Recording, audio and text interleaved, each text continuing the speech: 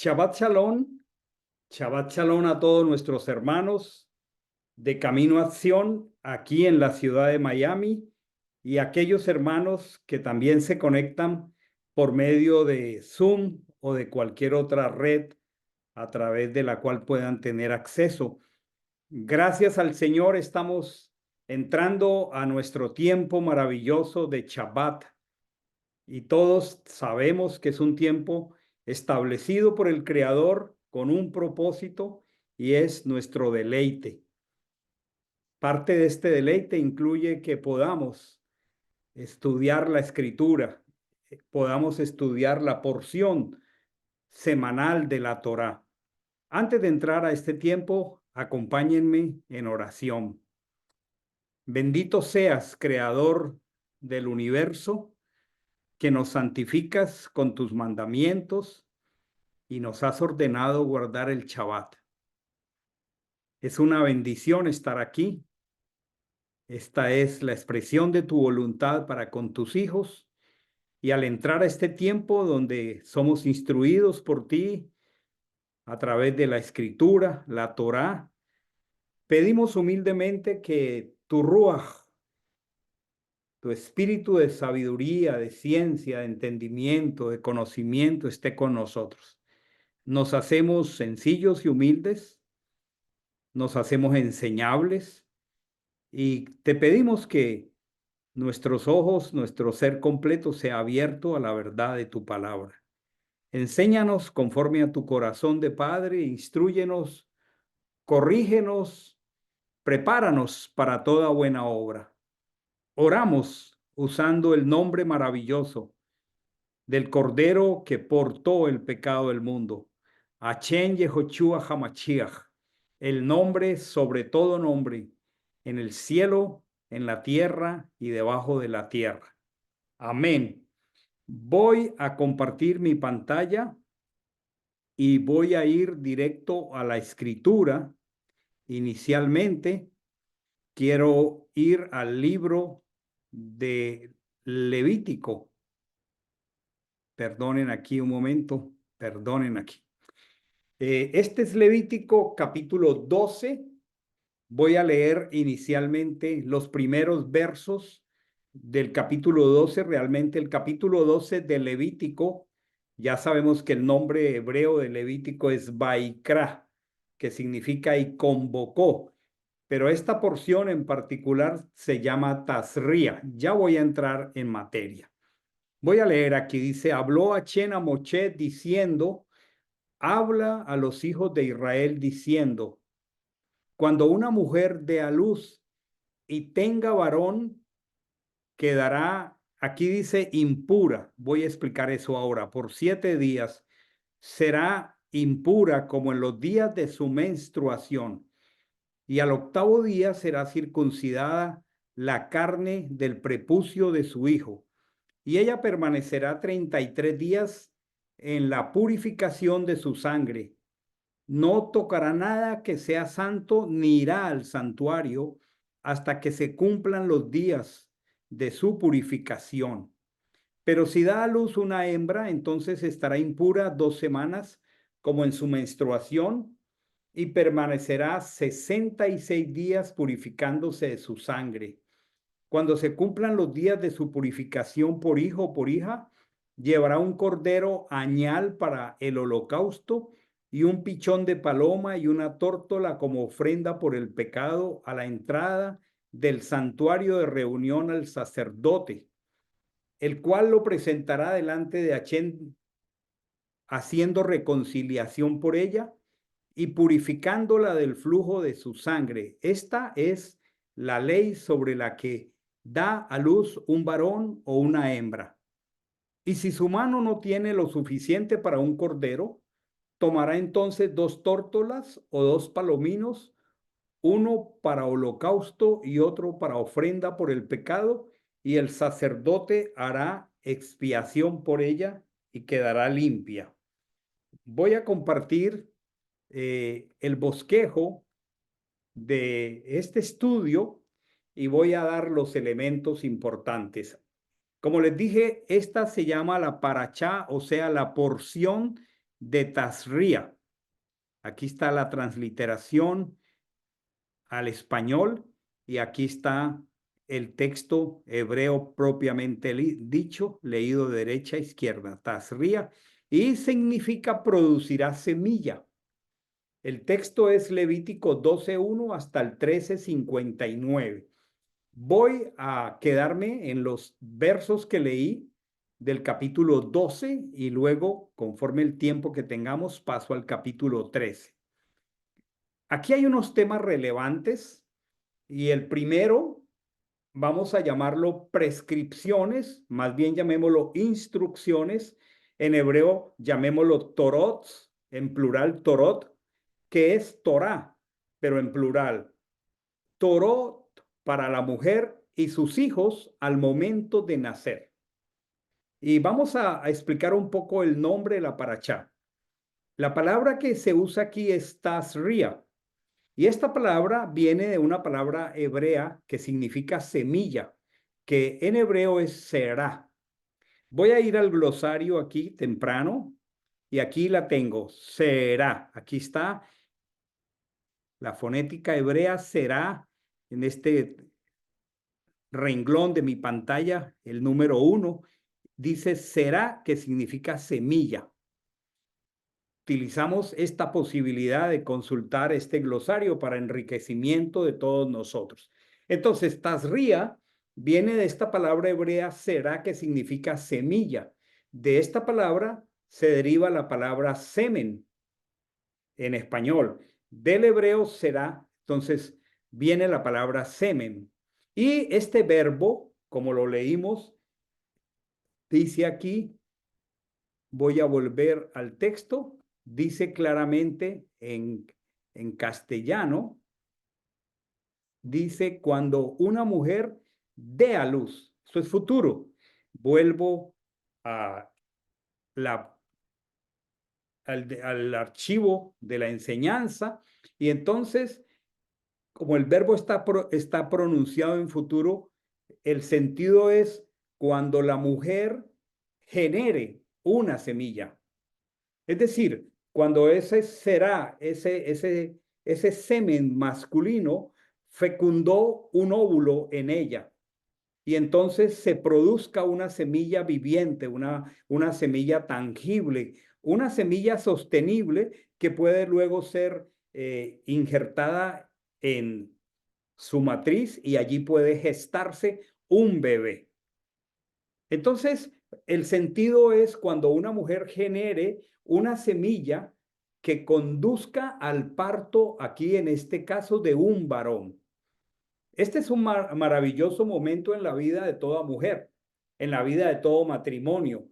El texto está hablando del momento de su concepción, pero se da por descontado porque se reconoce y abraza desde la Torá misma el valor de la santidad del lecho matrimonial según toda la escritura. Aquí se está dando una instrucción particular para el momento del alumbramiento, que es el resultado final de la intimidad sexual. Pero el Evangelio nos exhorta. Por ejemplo, en el libro de los Hebreos dice, honroso sea en todos el matrimonio y el lecho sin mancilla. El libro de Berechit, esto es Génesis, dice, serán para una sola carne. Serán para una sola carne. Las traducciones al castellano han dicho, serán los dos una sola carne. El sentido hebreo es que serán para una sola carne. O sea, Adán sería para una sola carne. En este caso, Java, Eva. ¿Sí? No es que lleguen a ser una sola carne, es que serían para una sola carne. Ahora, me parece maravilloso y pertinente leer aquí este texto de Proverbios 5, del 15 al 19, y podríamos sumar infinidad de textos, pero quisiera que leyéramos aquí esta maravillosa y poética expresión de este texto acerca de la intimidad. Dice, en un sentido muy poético, dice, bebe el agua de tu propia cisterna y los raudales de tu propio pozo. Se está refiriendo a la intimidad. Dice, sabrán de derramar tus fuentes, está hablando al semen, por las calles y tus corrientes de agua por las plazas. O sea, está hablando de que ese semen, esa será, esa semilla, no es para ser derramada esos raudales en cualquier lugar, sino en nuestro propio pozo. En este caso se está refiriendo a nuestra esposa y luego dice, sean solamente tuyos y no de extraños contigo. O sea, está diciendo que la intimidad sexual no es con extraños, es con los raudales de mi propio pozo, que no los voy a derramar por las calles, que no voy a derramar mis corrientes por las plazas. Y luego dice, sea bendito tu manantial y alégrate con la mujer de tu juventud como hermosa sierva o preciosa gacela. Dice, sus pechos te satisfagan en todo tiempo y embriágate siempre con su amor. Lo dejo sentado porque el tema en particular de esta tarde no es este, pero me parece pertinente incluirlo. El tema pertinente es cuando producto de esta santidad en la relación de intimidad, entonces hay un hijo varón. Entonces, habíamos leído en el texto, voy a volver a él, una palabra que vale la pena revisar aquí. Habla a los hijos de Israel y diles, cuando una mujer dé a luz y tenga varón, aquí dice quedará impura.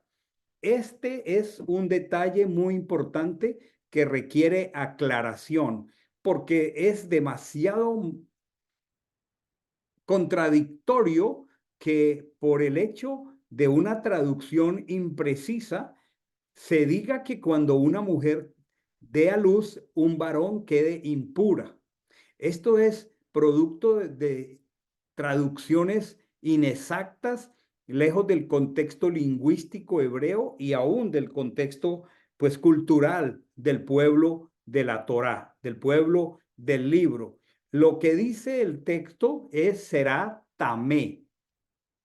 Voy a ir al glosario aquí y voy a mostrarles cómo luce este texto en el hebreo, en la Biblia hebrea. Aquí está la fonética hebrea de derecha a izquierda. Aquí dice tamé y aquí está la transliteración tamé. ¿Y cuál es el sentido de esta palabra? Miren qué diferente. Aquello que es incompatible con la santidad. Habrá que aclarar y para eso estamos aquí. Entonces, querría decir que el hecho de que nazca un hijo varón es incompatible con la santidad, porque la mujer ha quedado tamé. Ok, tamé entonces, lo que está diciendo aquí el texto es que quedará tamé, esto es incompatible espiritualmente por 7 días. Dice, luego, durante 33 días se sentará sobre los fluidos de aquello que la hará compatible con la santidad. Hay dos palabras opuestas en hebreo que desafortunadamente, como ya lo dije, han traducido de manera ambigua e imprecisa. No hay algo que es puro y inmundo en las traducciones. No, es tamé, que es incompatible espiritualmente, ya lo voy a ampliar, o tajor, que es espiritualmente compatible con la santidad. Todo esto nos trasladamos al Israel histórico del desierto y aún al Israel histórico del templo. Entonces, el templo, como ya lo hablamos, el santuario o Mizcán, era el lugar de la presencia del Señor. Aquí está escribiendo Moche acerca de una persona que en razón de los fluidos de su sangre, que son normales cuando hay el nacimiento de un hijo, espiritualmente es considerada tamé, o sea, que no es compatible con la santidad.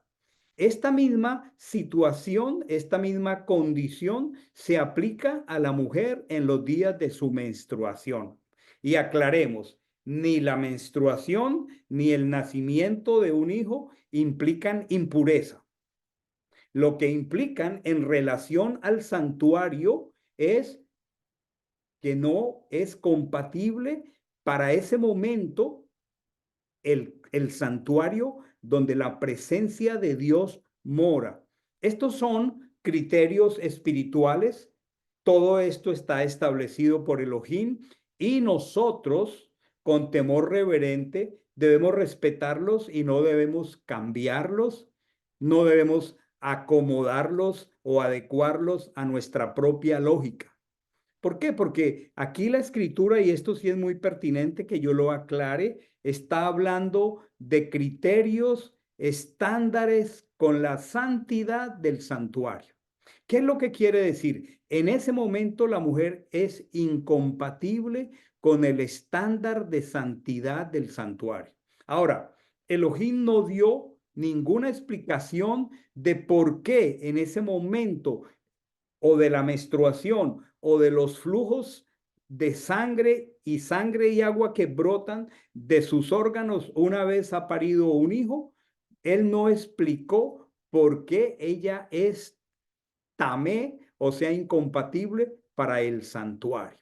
Ahora, se podrían conocer muchas explicaciones y las explicaciones tienen coherencia entre la biología y la santidad del carácter de Dios. Dios es santo, lo cual indica que Él es la vida. Él, al ser santo, lo cual implica que es incorruptible, que Él es vivo, que no hay ninguna muerte ni contaminación en Él. Entonces, lo que sí tiene sentido es que en el momento de la menstruación o en el momento de el parto de un hijo, esos fluidos son muertos. Cuando ocurre la menstruación, la razón por la cual esa sangre es expelida del organismo es porque ese óvulo no fecundado murió o esos óvulos no fecundados murieron y eso es muerte. Entonces, como Él es vida, sería simplemente una explicación que no está en la Torah, pero no podemos comenzar a especular acerca de esto. Lo único que nosotros podemos hacer es que pensar, es que de ninguna manera se está expresando culpabilidad a la mujer por el hecho de haber parido un hijo. Hachén simplemente determinó, y él es soberano, que ella en ese momento es incompatible para el santuario. Entonces, lo que sí tenemos nosotros que hacer con sencillez y humildad es que debemos mirarlo desde la perspectiva de la sabiduría del Creador para sus criaturas. Hay un valor restrictivo y también protector de Dios para su creación. Él simplemente dice, estará tamé por 7 días. Es la prescripción de la Torá y está diciendo aquí conforme a los días de la purificación. Ya voy a hablar entonces de Tajor, ¿sí? Conforme a los días de la purificación y luego dice los días de su nidá y de botá. Vamos a explicar esto en términos del sentido hebreo. La sangre que fluye de la mujer, la menstruación, es producto de la limpieza del cuerpo, no solo posterior al parto, sino también mensualmente, como la escritura denomina la costumbre de la mujer.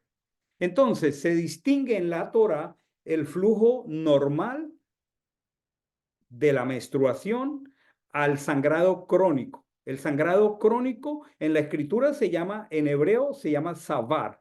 Y Dios prescribió una restricción para que esta mujer se apartase y también para evitar que el hombre la fuera a forzar abusando de su debilidad. Entonces, la condición para volver a ser Taor, que ya dijimos acá, voy al glosario otra vez, aquí está, no, lamentablemente no lo coloqué, es una falla mía, es Taor, a cambio de Tamé, la perspectiva o el procedimiento, como ella pasa de Tamé a Taor, entonces se denomina Toorá, no Torá, Toorá, que significa reconstitución. Reconstitución. Pensemos en ese tema celular, producto de la menstruación, estas células que han muerto, implica que ella debe reconstituirse. Ese, vamos a llamarlo desorden, ese desarreglo que la escritura llama tumá. Entonces, cuando leemos el Evangelio, decimos que leemos que había un hombre con espíritu inmundo. Esa palabra no es correcta, ¿sí? Lo que quiere decir el texto hebreo es que tenía un ruach, tumá. Y la palabra ruach, que no es el espacio para expresar aquí, tiene al menos 5 distintas connotaciones en el tiempo del hebreo del primer siglo y del templo. ¿Qué era lo que este hombre tenía? Un ruach de incompatibilidad. Había caído en una situación de trabajo espiritual y estaba completamente incompatible espiritualmente. Entonces, lo contrario a Tohorá es Tumá, que es un desorden, que es un desarreglo. Entonces, cuando la mujer da a luz un varón, dice que debe guardar, acá leímos en el texto, vuelvo al texto de la escritura, aquí está, dice, será, ya no vamos a leer impura. Cada que tú leas en la escritura, a partir de ahora, trata de decir, aquí no dice impura, aquí dice tamé por 7 días. Luego dice, será tamé como en los días de su menstruación. Acá el versículo que sigue, el versículo 5 dice, pero si da a luz una hembra, es distinto si nace un niño que si nace una mujer. Vamos a revisarlo aquí. Entonces, dice que ella estará tamé durante 7 días, ¿sí? Y luego dice que la mujer da a luz una niña, una hembra. Entonces dice que estará tamé no por 7 días, sino por 2 semanas, el doble. Y permanecerá en su proceso de tohora, o sea, de compatibilización. Está tumá, hay un desorden, hay un desarreglo en su biología y aquí hay aspectos tanto de su biología como aspectos espirituales relacionados hace ya más de 2000 años y más, exclusivamente con el santuario, en este caso el Mishkan, en este caso el templo. ¿Sí? Hoy no tenemos templo. Entonces, hay cosas de la Torá que en este sentido hoy no aplican, pero vamos a ver que Dios tiene cuidado de sus criaturas. Y aquí vemos que hay una diferencia entre el tiempo en que pasa la madre en estado tamé cuando pare un hijo y el tiempo en que está tamé cuando pare una mujer. Vemos que está tamé los primeros 7 días cuando es un niño, cuando es un varón, como en la menstruación, pero si nace una niña, estará tamé por 2 semanas, ¿sí? Y luego dice que permanecerá en su proceso de tohora, o sea, de reconstitución, por 66 días. Para el caso del varón, pasará los 7 días en que está tamé y pasará en su proceso de tohora 33 días, un total de 40 días para el niño y un total de 80 días para la niña. ¿Y por qué se toma más tiempo para la niña? Bueno, biológicamente, médicamente, hoy se sabe que la mujer toma mucho más tiempo para formarse, la mujer, ¿sí? Parece ser que la mitosis celular de los hijos varones se da en la mitad del tiempo que en el caso de las mujeres. Entonces, por aquí hay dos detalles. Por un lado, hay una prescripción para que la esposa no fuera al templo. Si era por un niño, no fuera por 30 días. Más 7, casi 40, 37, casi 40 días. Y si era una niña, el doble del tiempo. Aquí hay un aspecto espiritual una prescripción relacionada con la santidad del Creador y este estado de flujos sanguinolentos, células muertas, la hacían incompatible para llegar al lugar de la vida, que es el santuario. Entonces, hay también un aspecto maravilloso que es el cuidado de las mujeres cuando dan a luz. Cualquier persona en cualquier país conoce que existe hoy una legislación laboral en los distintos países según sus leyes, donde a la mujer se le protege después de que da a luz. Se le dan licencias remuneradas o no remuneradas según el país, donde ellas por 60 o por 80, a veces más días, tiene el derecho de quedarse reconstituyendo en casa y también acondicionándose al bebé que acaba de parir. La pregunta es, ¿y de dónde la legislación de las naciones sacó esto? De la Torá. Esto lo dijo primero la Torá. Entonces, aquí tenemos la razón por la que a un niño la madre se demora menos en regresar al templo que con la mujer, porque parece ser que la niña, el proceso es más largo. Ahora, también leímos, ya pasando a un tema muy importante de otro orden, pero relacionado, dice aquí, vuelvo al verso, en la lectura, el verso 6 dice, cuando se cumplan los días de, aquí dice su purificación, vamos a leer Torah, de su reconstitución, cuando se cumplan los días de su compatibilización espiritual y física, dice por hijo o por hija, aquí hay algo interesante, llevará un cordero añal para el holocausto, en hebreo sabemos que es olá, y un pichón de paloma o una tórtola como ofrenda por el pecado. A la entrada del santuario de reunión, al sacerdote, el cual lo presentará delante de Achén. Aquí dice haciendo expiación, realmente es reconciliación, y dice aquí, y purificándola. No, ella no estaba impura, ella está en un proceso de reconstitución física y de recompatibilización espiritual en relación al santuario, y traerá por este flujo de su sangre, dice, traerá un holocausto y una ofrenda, y también menciona que podría ser un cordero, un pichón de paloma o una tórtola, la presentará delante de Achén. Y el verso termina diciendo, esta es la Torá, o sea, la instrucción sobre la que da a luz un varón o una hembra. Vamos a revisar que ya hemos aprendido en esta parashá Vaikra desde que comenzamos, que habían ciertas maneras de acercarnos a Dios, que todas eran sombras maravillosas de los bienes venideros futuros que se harían presentes cuando Dios tocara esta tierra en su cuerpo de Mashiach.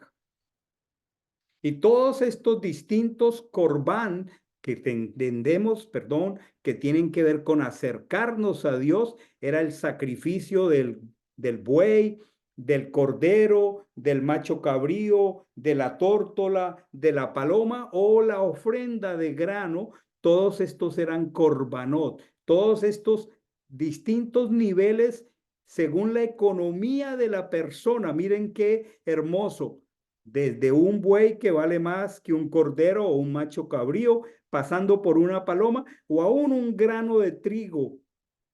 Y aquí está diciendo que esto se hacía. ¿Por qué entonces se hacía esto? Vamos a revisarlo. Dice que habría entonces que esta mujer debía presentar un corbán, un cordero, corbán, es el equivalente de una ofrenda que han puesto en español, pero la palabra corbán tiene que ver con acercar. Si leemos ofrenda y no tenemos la nota de esto, nos quedamos sin entendimiento. Yehoshua es el Corbán perfecto, porque Él es el que perfectamente nos acerca por su propio sacrificio en el madero a Él mismo, por su propio trabajo en el madero. Pero estos animalitos eran la manera pedagógica como Hashem nos estaba llevando hacia una plenitud, porque la escritura dice que todavía no se había manifestado el camino hacia el lugar santísimo, el velo entre el santuario, entre el lugar santo y el lugar santísimo, estaba allí con esos querubines diseñados que impedían, como en el jardín del Edén, pasar al lugar santísimo. Todavía no había llegado a la plenitud toda esta pedagogía hasta que él mismo estuvo aquí en la tierra y fue en un día de Pesaj, que ya vamos hacia allá, el Cordero que porta el pecado del mundo. Entonces, mirando esta pedagogía hacia atrás, ella debía traer una oveja de un año y aparecen dos palabras que ya aprendimos: un holocausto. Una oveja era para holocausto, lo que se llama una olá en hebreo, palabras que ya hemos aprendido. Y este cordero o esta oveja era para reconciliación y también debía traer una paloma o tórtola como corbán por el pecado. Habíamos aprendido y repasamos esta tarde que hay una olá y hay un hatat. La olá es para reconciliarnos y el hatat es por el pecado. Ahora, la pregunta sería, ¿por qué este hecho biológico de que la mujer haya parido un hijo tiene la necesidad de hacer dos sacrificios, un olá y un hatá? Vamos a mirarlo en el panorama de la escritura, planteando algo muy importante que se llama la armonía teológica. Es muy importante cuando interpretemos la escritura. En 1 Corintios 15, 55 al 56, hay una pregunta que hace el apóstol Shaul en relación a la resurrección, obviamente, de Mashiach. Y la pregunta dice, ¿dónde está, oh muerte, tu aguijón? Allí no dice en el original aguijón, así está la traducción. Lo que está diciendo es, ¿dónde está, oh muerte, tu origen?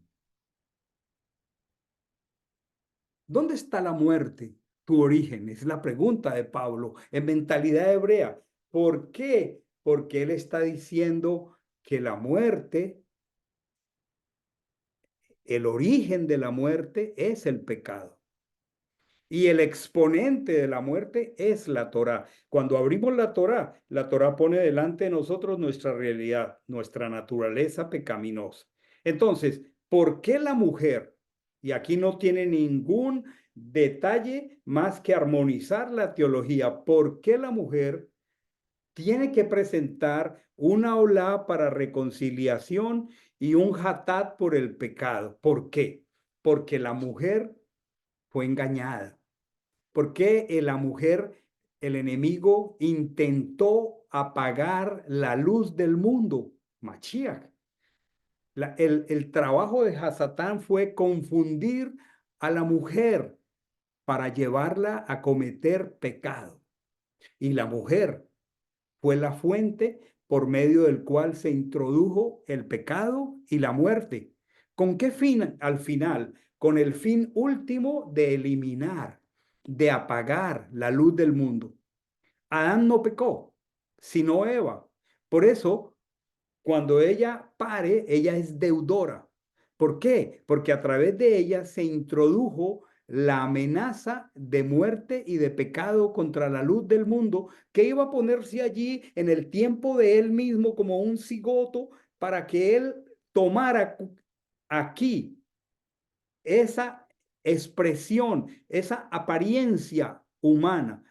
Él es el postrer Adán. Él es Antropos, pero antropos que vino del cielo. El primer Adán, así lo trabaja el apóstol Pablo en Primera de Corintios capítulo 15, el primer Adán es terrenal, pero el postrer Adán vino del cielo. Y nosotros le vemos así como en semejanza de carne, pero él no es semejante a nosotros en la naturaleza pecaminosa. Pero el plan estaba diseñado para que eso ocurriera en el vientre de Miriam. Y el enemigo vino y atacó esa profecía en Java, en Eva. Por eso ella, al tener a luz un hijo, miren la relación tan poderosa, tenía que presentar una olá y un hatat. El sacrificio la decretaba compatible con respecto a los fluidos de la sangre, pero el que la declaraba compatible y habilitada espiritualmente era el sacerdote. Por eso todo esto se realizaba en el santuario, en la figura que sería también hacia el futuro la mayor expresión, el sacerdote, nuestro sumo sacerdote. Todas las acciones espirituales en nuestra vida son llevadas adelante por el sumo sacerdote de nuestra esperanza. Entonces, aquí hay dos conceptos muy importantes.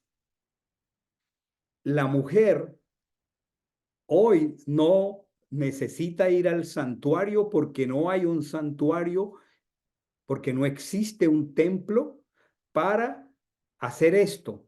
Y además, porque Mashiach, el Corbán perfecto, ya es nuestro sacrificio por siempre. Cada que nosotros nos hacemos incompatibles espiritualmente a causa de nuestro pecado, vamos a su presencia, imponemos nuestras manos sobre él, reconocemos nuestros pecados delante de él como cordero y como sacerdote, y el sacerdote, que es él, entonces, por el sacrificio que él hizo, nos hace compatibles y habilitados espiritualmente.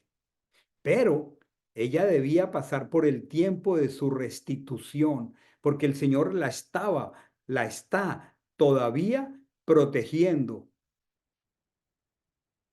Este es un asunto espiritual y también de cuidado de la persona, de la mujer. Entonces, recordemos un asunto que aprendimos desde Éxodo, cuando todo ese diseño del Mishkan, del santuario, del tabernáculo, todo ese diseño, los muebles, las proporciones, los materiales, son un ejad, son una unidad porque todos ellos representan la obra de Mashiach. Entonces, como ese lugar representaba la obra de Mashiach, ella no podía venir en un estado de incompatibilidad espiritual. Pero por otro lado, el Señor estaba cuidando la reconstitución de su cuerpo después de que haya parido un hijo o una hija. Esto es maravilloso. Entonces, la palabra Kodesh, que es santo, aplicaba a todos los muebles del santuario. Hoy no hay templo, por lo tanto, estas restricciones hoy no aplican, pero sí, muy en el corazón del Padre está el que la mujer se restituya. Ya les compartí un poco acerca de las leyes de legislación laboral que en todos los países reconocen este derecho a la mujer que ha parido. Entonces, uno es el cumplimiento de la Torá de los días para que se restituyera. Y otro era que en ese estado no podría acercarse a las cosas que son Kodesh. Hoy no se puede violentar la Torá de los días. La mujer debe obedecer al Señor primeramente, el que su cuerpo se reconstituya. ¿Sí? En ese sentido, es una provisión maravillosa de parte del Creador para que la mujer se restaure. Ha tenido un momento difícil, el de su parto. Hoy sigue este mandamiento vigente, no creamos que no, de que ella se restituya. Aún como ya lo dije, la legislación laboral la protege. Y otro es que Mashiach ya asumió el sacrificio porque él es el Corbán perfecto. Muy bien, aquí estamos viendo una maravillosa enseñanza que preserva la santidad del lecho matrimonial, la pureza de la intimidad sexual y todas las prescripciones o torot o instrucciones de Dios para el momento en que una mujer da a luz un niño o una niña. Voy a pasar ahora al siguiente capítulo de Levítico, el capítulo 13, y miren la relación que vamos a encontrar aquí. Dice capítulo 13, habló a Chena Moche y Aarón diciendo, cuando un hombre, cambiamos de sujeto ahora, tenga en la piel de su carne, muy importante esta frase, la piel de su carne, hinchazón o erupción o mancha blanca y se convierta en llaga, aquí dice de lepra, ya voy a explicar esta palabra, en la piel de su carne. Miren que aquí pongo en recuadro y aquí mantengo subrayada la palabra piel de su carne. Dice, será llevado al sacerdote Aarón o a uno de sus hijos, los sacerdotes, y el sacerdote examinará la llaga de la piel de su carne. Si el vello que hay en la llaga se ha vuelto blanco y la llaga aparece más hundida que la piel de su carne, es llaga de lepra, explicaré esta palabra incorrectamente traducida, el sacerdote lo reconocerá y lo declarará, ya no leemos inmundo, lo declarará tamé, espiritualmente incompatible. Mas si en la piel de su carne hay una mancha blanca, pero no parece más hundida que la piel, ni su vello se ha vuelto blanco, el sacerdote hará que el llagado sea recluido durante 7 días. Al séptimo día el sacerdote lo examinará y he aquí si ante sus ojos la llaga ha permanecido estacionaria sin extenderse la llaga en la piel, el sacerdote lo volverá a hacer recluido por otros 7 días. Al séptimo día el sacerdote lo examinará de nuevo y si he aquí la llaga se ha oscurecido y no se ha esparcido en la piel, el sacerdote lo declarará tahor. Es una erupción, lavará entonces sus vestidos y quedará tahor. Pero si indudablemente la erupción se ha esparcido en la piel, después de mostrársela al sacerdote para su purificación, entonces comparecerá por segunda vez ante el sacerdote. El sacerdote hará un examen y si la erupción se ha esparcido en la piel, el sacerdote lo declarará tamé. Vamos a leer correctamente la escritura. Es Zaharat, aquí dice lepra, ahora lo explicaré. Cuando haya llaga de Zaharat, aquí dice lepra en un hombre, será llevado al sacerdote y el sacerdote lo examinará. Y si he aquí hay hinchazón blanca en la piel y el vello se ha vuelto blanco y se descubre la carne viva, es lepra. Sará en la piel de su carne, el sacerdote lo declarará tamé, no lo hará recluir, puesto que es tamé. Voy a dejar esta lectura hasta aquí. El contenido de este capítulo es mucho más largo, pero voy a hablar de otro tema muy relacionado con el anterior. Aquí está en el texto original diciendo cuando un Adán, o sea, cuando un hombre tenga, y es importante que hice notar, la piel de su carne, la piel de su carne. Eso es una expresión en hebreo que es Beor Besaró. Beor Besaró, esta expresión se está refiriendo al órgano sexual masculino. ¿Cómo entender algunas cosas si desconocemos el contexto tanto lingüístico como idiomático, cultural y aún de del pueblo que nos entregó el libro el Creador a través de ellos. ¿Cómo entenderlo? En el Talmud, que es una vasta biblioteca de todas las explicaciones de contexto lingüístico, cultural, porque ellos fueron los que recibieron esto y lo vivieron y lo aplicaron, se utilizó la palabra carne para referirse al órgano reproductor masculino. Ahora, en las cartas del apóstol Pablo, nosotros vemos que él habla mucho de un texto, de una palabra, mejor que un texto, que él denomina las pasiones de la carne. Pablo era un hebreo, hablaba hebreo, había sido educado como hebreo. En toda la cultura, dice que él era celoso de las tradiciones de los padres. O sea, él en toda su mentalidad tenía toda esta educación. Y entonces él usa el término las pasiones de la carne. ¿Para qué? Para indicar lo que él mismo llama las concupiscencias que están relacionadas con el órgano reproductor. En la escritura, tanto en la Torá, en el Tanaj, como en el Brit Hadashah, el Nuevo Testamento, allí la carne está relacionada con instintos, está relacionada con pasiones y está relacionada con deseos que tienen que ver con la vida sexual. Ahora, podríamos observar algo. Cuando la escritura se refiere a miembros específicos del cuerpo, los menciona por su propio nombre: mano, pie, ojos, cabeza, etcétera. Pero es relevante el hecho de que en la cultura hebrea, cuando está hablando de la piel, de la carne, después de dar esta explicación, se está refiriendo a los pecados sexuales. Y entonces es maravilloso ver la secuencia en que estamos dando la lectura de esta parachá que se llama Tazriah.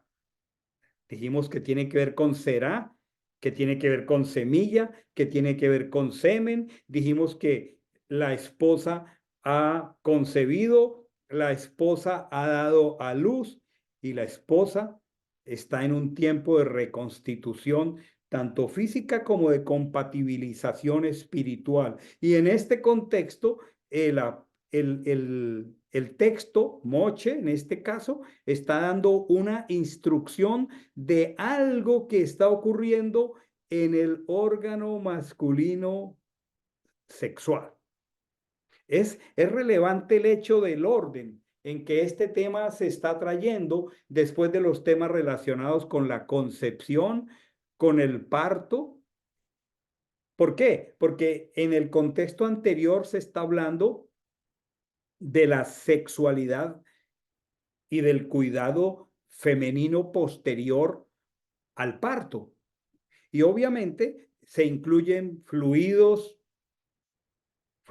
vaginales, uterinos y también posibles sangrados. Entonces, aquí la escritura está hablando de una erupción en la piel de su carne, particularmente refiriéndose al Adán.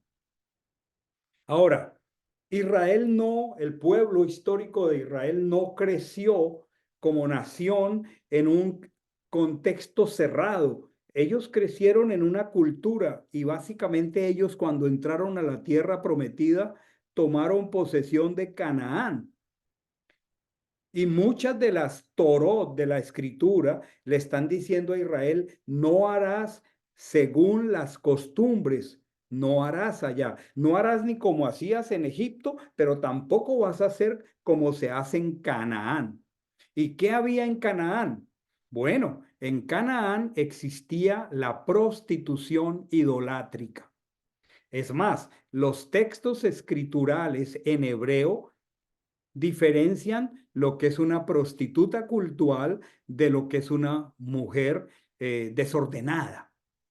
Y se entiende al leer los textos que existe la diferencia entre la prostitución idolátrica y la promiscuidad. Entonces, no se puede saber, pero en este contexto de la mujer que concibe y la mujer que da a luz un hijo, aparece una situación en el órgano sexual de su esposo. No lo está relacionando con la mujer de ninguna manera, pero al no haber una prueba evidente de que de pronto este varón haya caído en la trampa de la prostitución idolátrica, lo que sí se hace evidente es una expresión de la gracia de Elohim a favor de ese varón para mostrarle las consecuencias de su pecado y guiarlo al arrepentimiento. Miren esto. Vamos a entender algo muy importante. La traducción ha puesto como lepra. Voy a ir al glosario aquí en este renglón número 5 y aquí en hebreo dice Zaharat y dice Zaharat, pero esa no es lepra como la han traducido. No es lepra. El otro detalle es que esta persona no va al médico, esta persona va al sacerdote. Y el que lo examina, el que lo prescribe y el que lo ayuda es el sacerdote, no el médico. Luego, este es un tema contundentemente espiritual, obviamente que sí se ha somatizado, se ha somatizado. Y entonces, al no haber una prueba evidente del pecado de prostitución idolátrica, es interesante que era el sacerdote el responsable de revisarlo, diagnosticarlo y declararlo tamé, o sea, incompatible espiritualmente. Y es el sacerdote el que toma el tiempo suficiente, todo el capítulo 13 de Levítico, durante varios periodos de tiempo para al final declararlo tamé. Entonces, se diferencia el Zaharat en la piel de la carne, algo específico como una inhabilidad espiritual a consecuencia de un pecado sexual. Aquí no está hablando de una enfermedad biológica distinta. Y que en la lectura, que por tiempo ya no voy a lograr leer, se precisaba también del corbán, se precisaba de la olá por el pecado, y este era el único medio por el cual se llegaba a ser taor, se llegaba a ser compatible espiritualmente. Es muy claro aquí el mandamiento que sin corbán, sin un sacrificio, no podemos ver al Señor. Aquí hay toda una maravillosa instrucción de parte del Señor para cuidar a la madre recién parida, pero también para cuidar al varón y para cuidar al matrimonio. Es interesante que el Nuevo Testamento nos da algunas pistas maravillosas decodificadas acerca de estos temas que estamos leyendo en la Torá. En primer lugar, me voy a devolver un poquitico a la acción de traer un cordero y una paloma para volver a restablecer a la mujer. Vamos a leer el Evangelio, Lucas 2, 21 al 24. Entre las cosas que leí ahora, el hijo era circuncidado al día séptimo. Leamos ahora aquí Lucas 2, 21 al 24. Miremos esto. Cuando se cumplieron 8 días para circuncidarlo, esta es la narración de Lucas del nacimiento de Machiach aquí en la tierra. Entonces, cuando se cumplieron 8 días para circuncidarlo. Conclusión, nuestro Machiach se circuncidó. ¿Por qué? Porque es parte de la Torá. Y si él no se circuncida, entonces él mismo estaría violentando su propia Torá.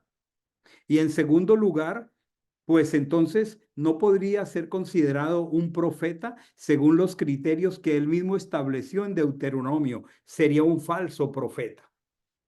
La pregunta es, si nosotros somos imitadores de Mashiach, entonces nosotros creemos que él lo hizo y luego él lo derogó y lo abolió, cuando él mismo dice que ni una yot ni una kot de la Torah pasará hasta que pasen el cielo y la tierra. Y luego dice que aquí en este evento, cuando fue traído al octavo día para que el sumo sacerdote lo circuncidara, dice fue llamado su nombre, aquí la traducción dice Jesús, pero su nombre hebreo es Yehoshua.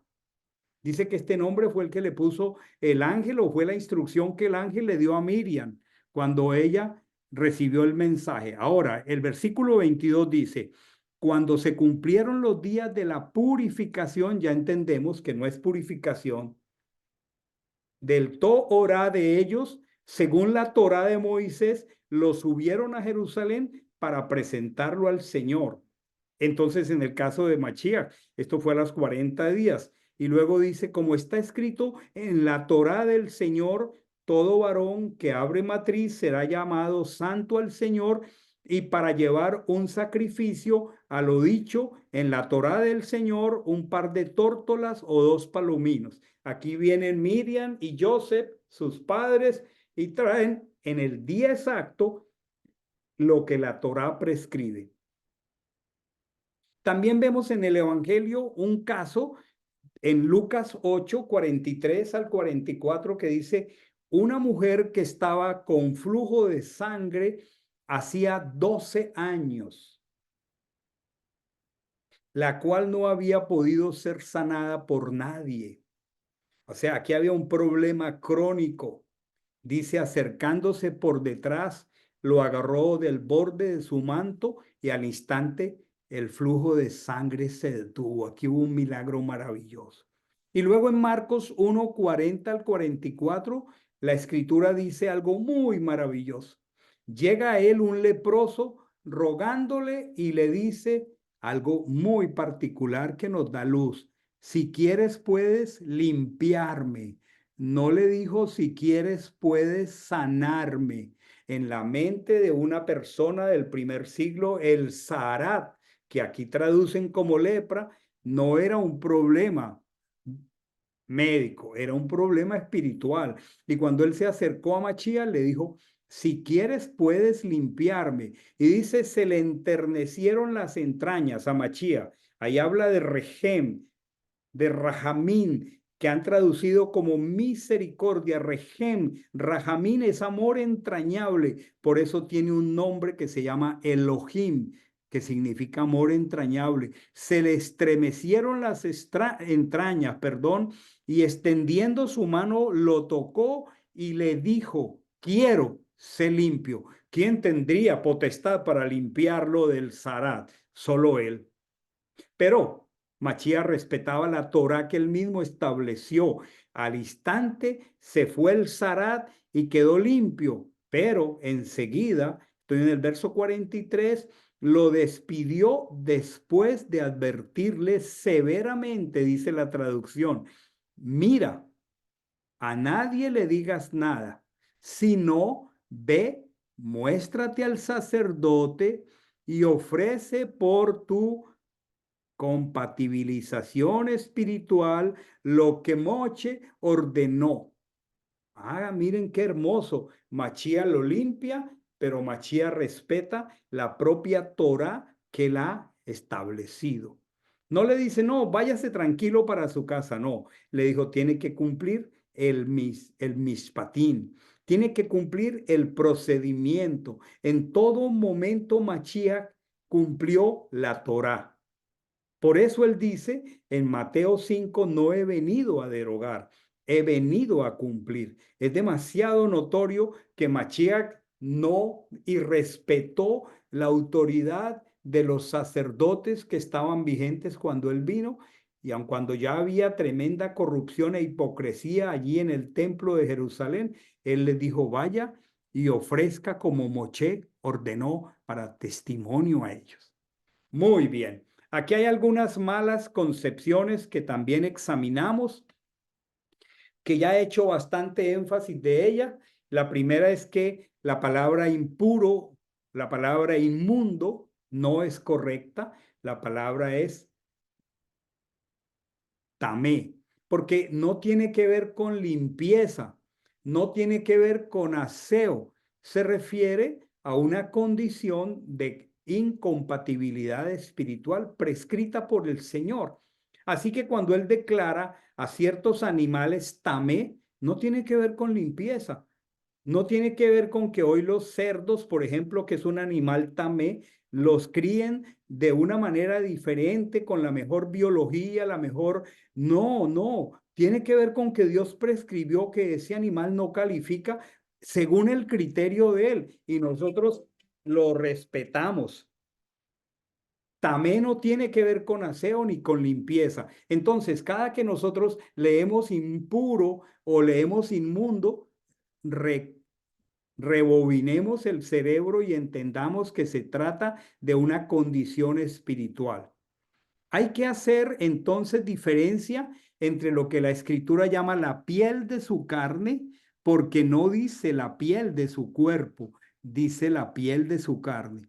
Y también otra corrección es que han traducido lepra a lo que corresponde a un asunto de carácter espiritual. La lepra es producida por una bacteria y es incurable.